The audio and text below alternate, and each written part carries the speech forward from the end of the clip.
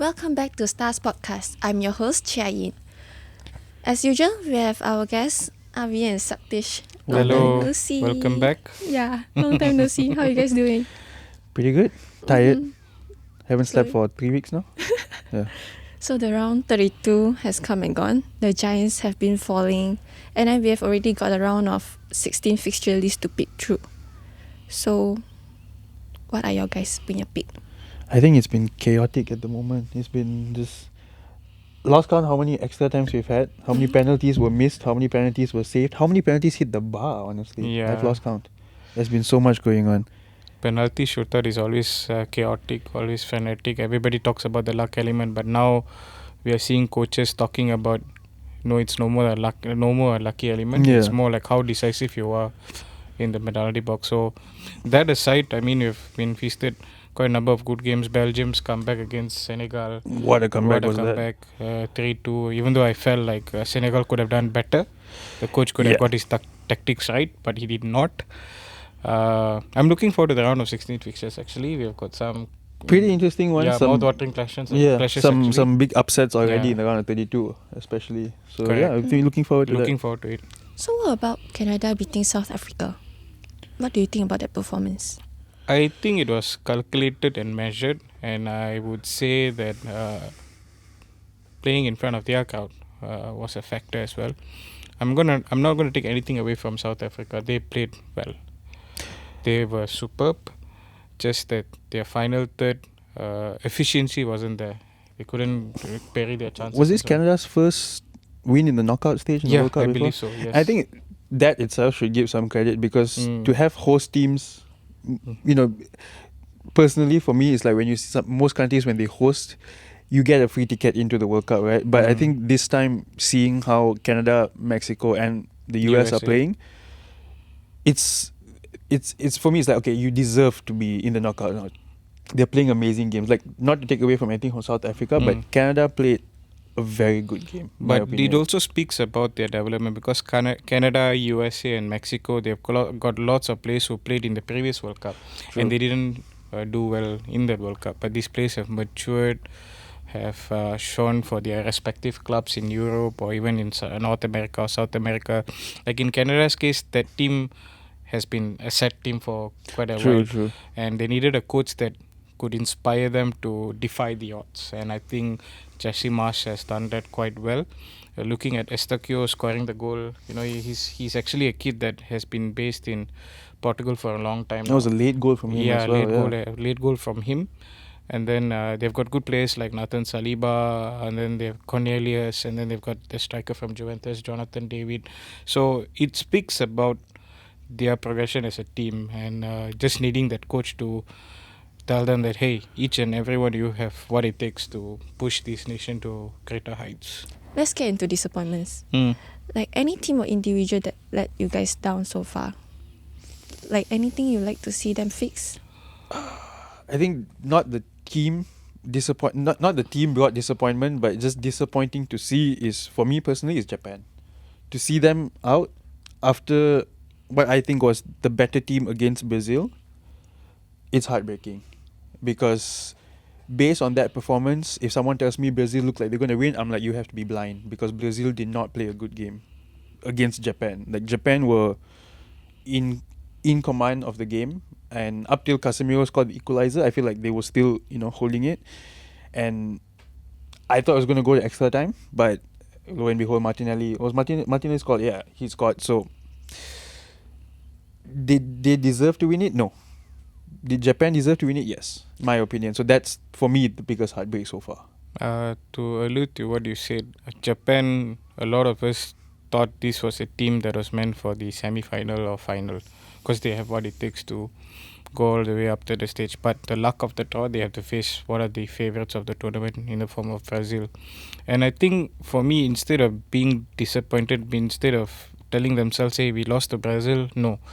I think that Moriyasu and his boys will now sit down and start thinking about, how do we take on these big teams? How do we stun them? How do we beat them in big tournaments? I think that is essential. The way they played, I felt towards the end, they got their tactics a little wrong. The fact that I felt, if you want to go for the kill, just go for the kill. right? You're playing a knockout game. You just go for the kill. And I think they were a bit too reserved. They felt like we could, hold the They turned the Brazilians pace till down the a end. bit. Yeah, hold the Brazilians till the end. But you're facing one of the best managers in world football, Carlo Ancelotti. And you're playing at the World Cup. Yeah, you're playing at the World Cup. And for him, the fact that he brought on Gabriel Martinelli, I saw some tweets saying that why did you bring him on? He's not going to bring anything. But the coach believed in him, played him in a spot that he does not play usually, which is a number 8 spot. And he did well. Yeah, and he scored right. And he scored the winning goal. So I think that says a lot about man management. That says a lot about the coach's aura, right? And maybe the faith on players. Exactly. That's what I said about man I think management. that match was the contrast, like you said. Like Yeah. Japan made perhaps some bad calls towards the end of the game, Correct. and Brazil made somehow the Correct. right call. This at is the not right time. the fault of the players or the coach. It's just that at that point of time they didn't make the right call against a side like Brazil. So for me, Japan will only get stronger. Japan should not be ashamed of what has happened. I feel this like time around. one thing was also that they don't have a few notable names, like those big names. Correct. A lot of people were Wataru saying, Endo, Minamino, Minamino, Endo. Mitoma. But it's also, I feel like people are saying, oh, if those players were playing, Japan would have won the game.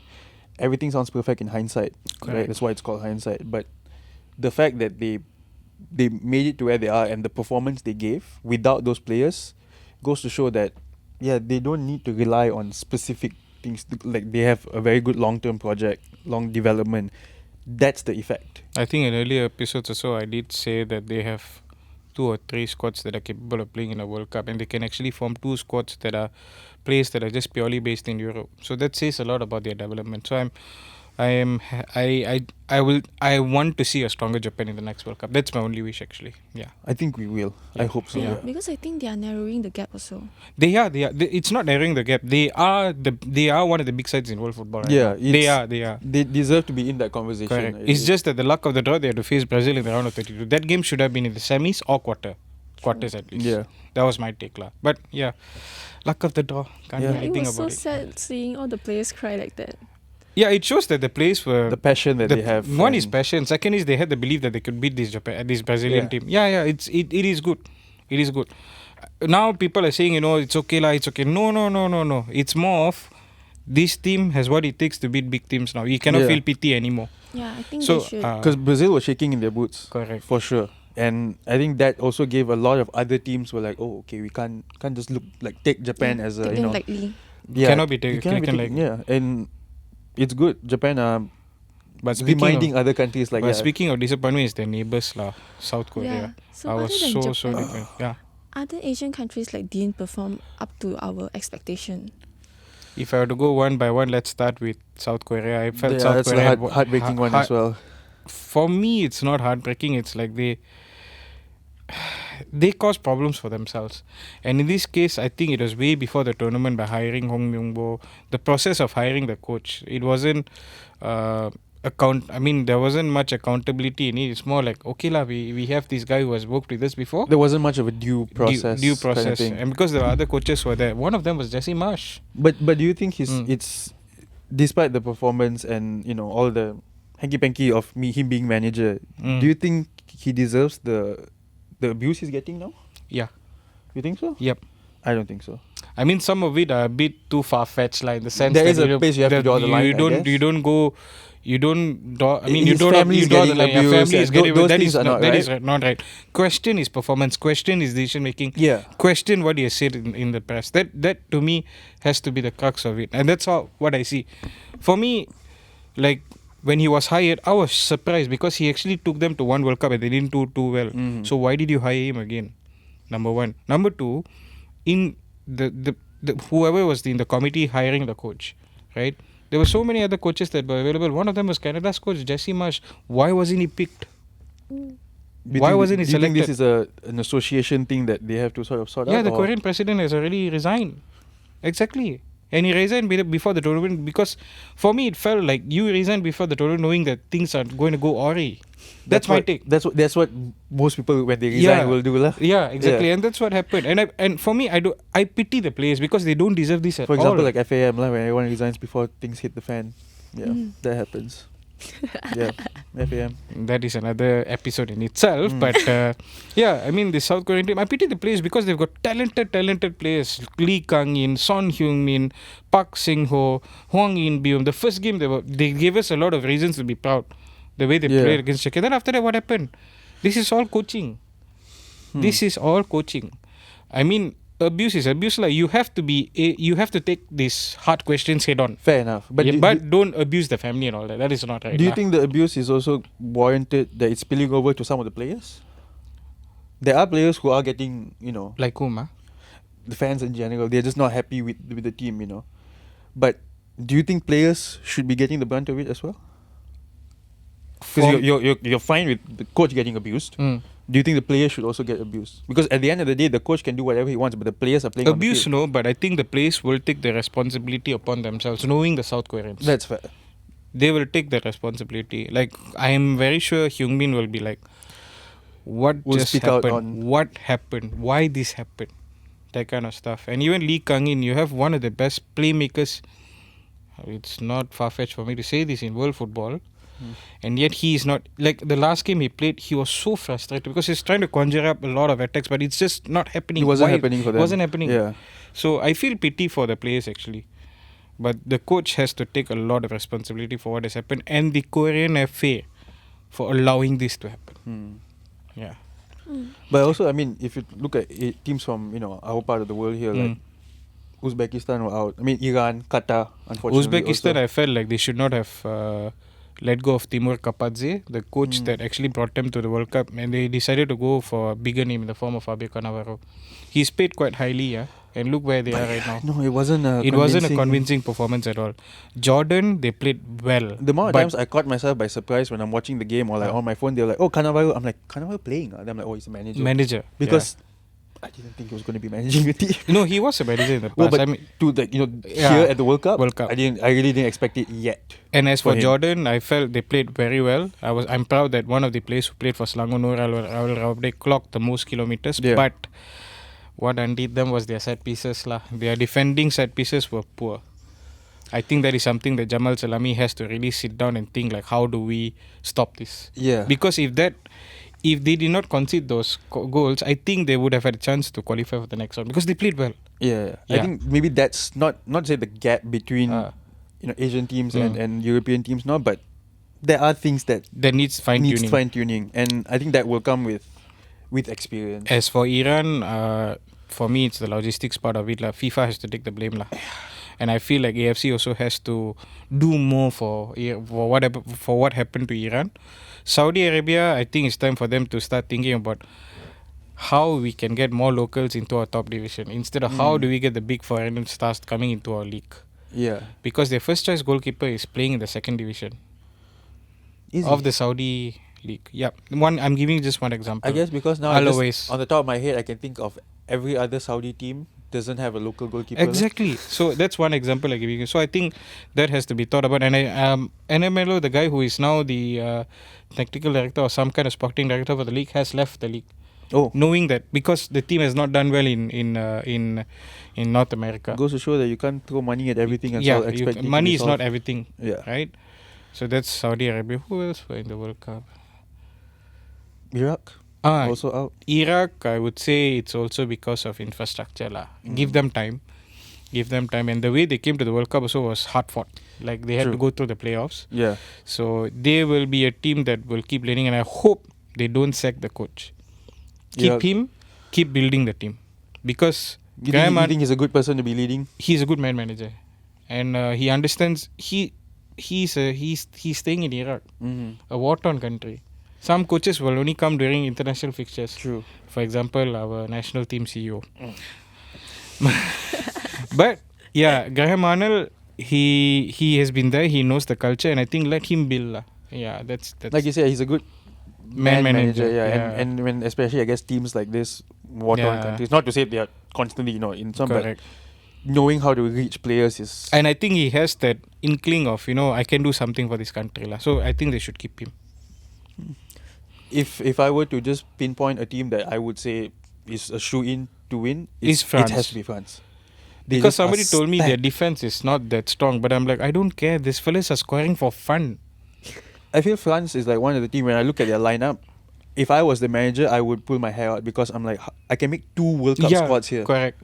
You want to sub this player out, you have another world class player to put him in that place. So I'm like, France is spoiled for choice. Yeah, even for me right now, people are saying if Olise has a bad game, Cherki will be in. I'm like, no, Olise will have a good game. Yeah. Every game is going to be a good game And from him. if he doesn't have a good game, you still have again Yeah, a world Due, class player to come in. Cherki, yeah. So it's they are blessed lah. They are They're just blessed. stacked. Yeah. So like it's still a bit early, but let's do it anyway. Who do you guys see will win the Golden Boot, Mbappe. Golden Ball? Mbappe. That's for me, it's Mbappe. For me, it's Kylian Mbappe. Mm-hmm. Yeah, it's Kylian lah. I think Kylian is showing for He's it. looking like a shoe in. Messi has I honestly speaking, he does not think about that award at Yeah, he all, doesn't. but he wouldn't be a surprise if he's But there. another thing is like you see the amount of goals that players have scored. I think someone mentioned to me at this point in the World Cup, they've already played more games than the whole of last World Cup. Amount of matches. Yeah. It's already that many. And like the notable players like your Mbappe, your Messi and all are performing. Which some World Cups, you have your big players but they're just not so noted. But like Mbappe is scoring, Messi I is think scoring. Mbappe is the favourite. Second would be Kane. Or about the Golden Boot? I mean golden ball or boot? Golden Ball, sorry. Golden ball. I think Messi is showing at the moment. Yeah. Messi. Yeah, hard to not consider Messi. Messi. But would you, a lot of the other half of the world would be like Ronaldo. Do you think he's Actually, no. Olise. really? Yes, Olise. Yeah.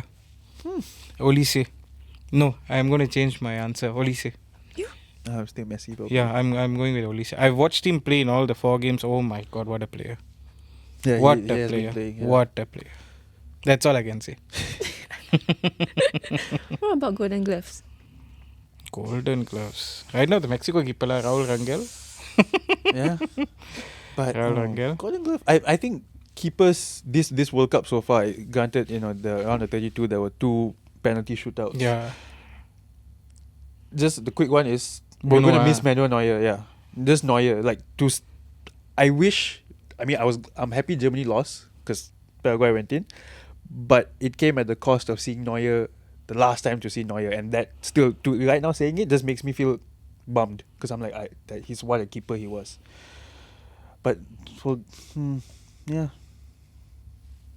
hard to pinpoint for keepers, I would say. For me, I think as at the moment, Raul Rangel and Yacine Bono, the Moroccan goalkeeper. Did you watch his shootout antics? Actually, when Keepers are shining this time. yeah, when the game went into extra time, I actually told my friend Morocco will go for penalty. You see, they're going to hold possession, and even if they get a chance or so, if they miss it, they're like, it's fine. We have Bono.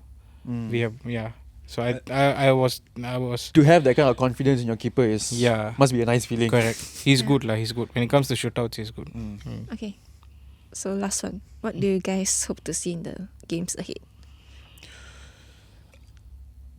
More upsets, but that will come at the cost of seeing some of my teams go out. But no, I would rather see action and upsets than a team coming in and winning domination. 3-0 without a fight from anyone else. Like you want drama, you want action, you want tears, you want nail fears, and biting at night. Huh? You want nail biting. yeah, I want a reason to worthwhile my sleepless nights. True. So yeah, please more action. I like it going to extra time. I think it keeps the game obviously more screen time. It's fun, but tactics change in extra time, and then now teams are like, okay, in penalties you can't take it for granted anymore because you can save 2 and then you can concede 2 right True. after that. So I just want more drama. Genuinely, just want more drama. For me, I want the stars to continue with their consistent performances. More than that, the youngsters. I've enjoyed watching the likes of Ismail Saibari, Ayub Boadi, and then Yasin Al Ainoui. I hope I'm getting the names right. And then Paraguay also have got some really good talents like Julio Enciso. And then Argentina, I hope to see more of Nico Paz. The guy who came in the second half, I can't recall what's his name. Was it Thiago Almada? think Thiago so. Almada doing very well. And then, like, I was happy to see South African defender Mbokazi having a really good game that even United fans are saying that why not we sign him, that kind of performances. So I hope to see these players coming up with top quality performances. I know fans want more free-flowing football goals and all that, but I'm also appreciating the defensive aspects of it, the flying tackles, the clearances, the saves, and then in midfield the how they're saves. controlling the tempo and so on. Yeah, I mean, and also smaller nations like Cabo Verde doing well, and I hope to see more from Egypt. Egypt, the 18-year-old kid also is beginning to have more influence in matches now. Hamza Abdul Karim. I just want to watch lots of football. I want to make sure that my sleepless nights are worth it. But yeah, I mean, so far the World Cup has been fun, lah. Yeah. I would say it's been fun. I wouldn't even complain one bit about the performances of the players. The intensity is good. I just hope the refereeing can be a bit more better. I was about to say, while there are actually a lot of things Correct. to complain about, on the football aspect of it, Yeah, you we're cannot getting some question good it, football. lah. We really have been getting good football. Football has been good, lah. Everything else outside, yeah, well, Yeah, the refereeing, I hope it improves. I did give referees their flowers for keeping the games flowing, but some decisions were a bit questionable, and I do feel like some of the offside calls are so close. true. It feels unfair. I spoke to former Germany and Liverpool player Dietmar Hamann the other day, and it was before they lost to Paraguay, and he gave the same. I mean, at first he said he wasn't confident with German team anyway, but coming to the officiating and refereeing thing, he had his grouses with the hydration break. Most former players, I think, have it, but he said the same thing refereeing. They are keeping the game flowing. The only thing is, coming again to my grouse with the hydration break, is VAR breaks already take a good amount of time, because if they go check, it takes 2-3 minutes at least. On top of that, that's when you go drink your water lah. That's how it's always been. But like he mentioned, like the referees are letting the game go flowing well, but the margins are just too small with VAR. But you can't. It's hard to complain because that's why VAR is there. I think right now fans are actually saying that we are being too technical with all these faults. Like in the past, it wasn't like that. But that's what you wanted at the end of the day. But it depends right? who you ask lah. Yeah, it's accountability at the end of the day also. But I feel like some decisions are a bit hard done for the players who are receiving it lah. Yeah. But yeah, it's if you score the goal and it looked like offside, they'd be like, oh, it was fine. But if you're on the opposite team, then you're gonna go shout in the referee's face. Yeah, correct. You're never gonna win that also. Like you watch any football game, Liverpool fan, MU fan, or whatever. If it's for Liverpool, or it's all hell breaks loose. Or if it's not on the opposite side, same thing at MU or Arsenal. Any football fans, don't just root for the rules if it's favouring you. It doesn't work that way. It doesn't work that way lah. I agree. The amount of times as an MU fan I watch MU play against Liverpool, I am like, no, that's a foul. And they're like, but you're MU fan. That doesn't mean I can't tell what's right or wrong. But most importantly is just free flowing. Let the game flow. They're letting the game flow. It's just that some decisions I feel like. But it's okay, let's see what happens. Maybe more drama. That's what the World Cup is all about. Yeah. More VAR calls. More, nail biting. Yeah, I'm losing nails already here. So that's your supper. Yeah, oh my pretty god. much. Your nails. That was a good one. Yeah. Thank you so much for being here today. Thank you so much. I really appreciate you guys and I had a great time. So this is Sportcast. I'm your host Chia and thank you for watching. Bye bye.